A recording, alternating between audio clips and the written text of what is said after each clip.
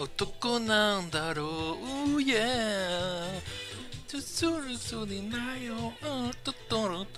Ema we on tirin, turun turun turun turun. Zukero. Daro, toshiko da ne, tsuri no manaru na ne. Da shusa.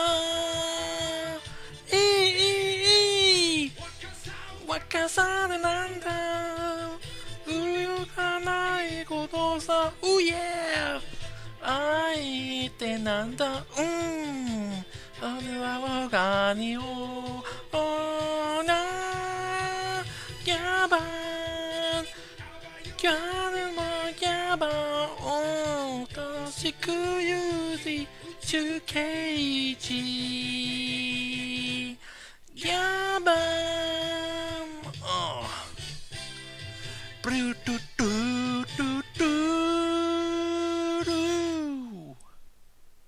Ça alors, quel générique, qu'est-ce que je chante bien alors. Quel générique culte.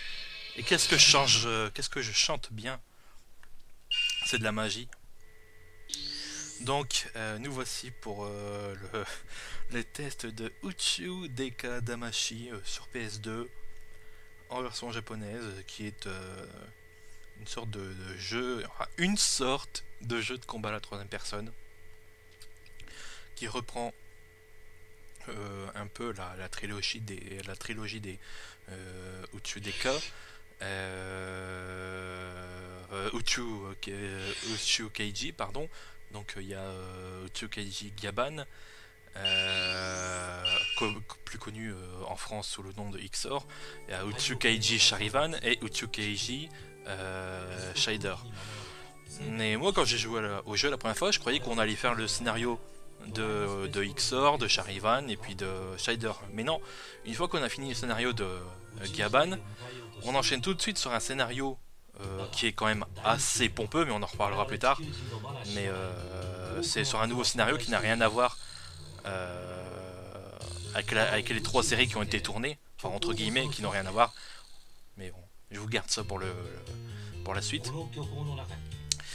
Donc, eh ben, on a ce jeu de combat made in Bandai, enfin Bandai quand on dit en japonais, mais en bon français on va dire Bandai, et qui reprend justement là, c'est le scénario de Xor, et donc on a la mise en scène, les musiques et les personnages de la série Gaban, quoi, Xor, et à la scène près, quoi, au plan près, quoi. Et c'est un vrai plaisir pour les fans de la trilogie Utsukaiji de jouer à ce jeu, parce que moi ça m'a comment dire,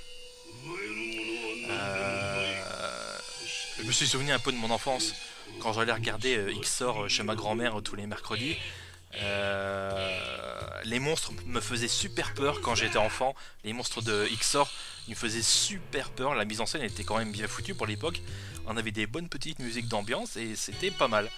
Donc le jeu reprend un petit peu tout ça.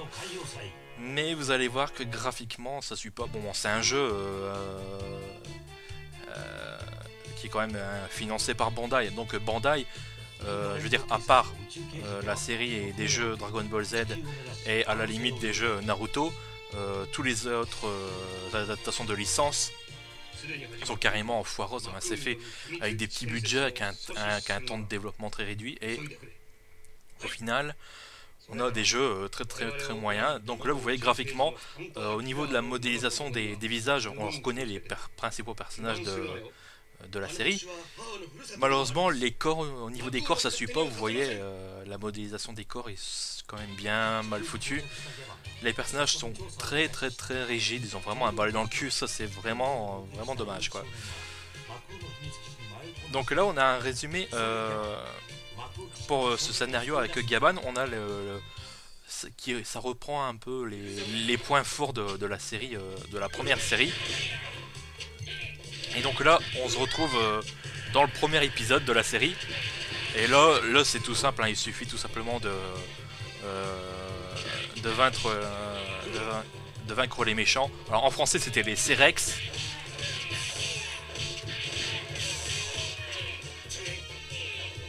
Et en japonais c'était les Maku ou quelque chose comme ça. Donc le général, enfin le sous-général de cette série, c'était en français c'était Carex et en japonais c'est Hunter Killer. Donc Hunter Killer, pour une série qui était en France prévue pour être diffusée pour des enfants, Hunter Killer c'était un peu trop anglais, c'était un petit peu trop incompréhensible, hein, pour l'époque. Donc ils ont trouvé Carex et c'était peut-être pas plus mal, hein, quand même. Donc vous voyez, bon, graphiquement c'est moche, et au niveau des textures c'est moche. Bon, l'animation pendant les séquences cinématiques elle est bonne parce que c'est quand même il y a quand même un peu de motion capture pour comment dire, cacher la misère. Et à part ça, niveau de l'animation, vous voyez, in-game, l'animation des jambes, on dirait que les jambes elles sont beaucoup trop courtes. Il est beaucoup trop raide, c'est vraiment une horreur. On peut tourner la caméra à 360 degrés, on peut faire un gros zoom arrière. Il n'y a qu'un seul bouton pour taper. Alors si j'arrive à faire un combo. Alors là.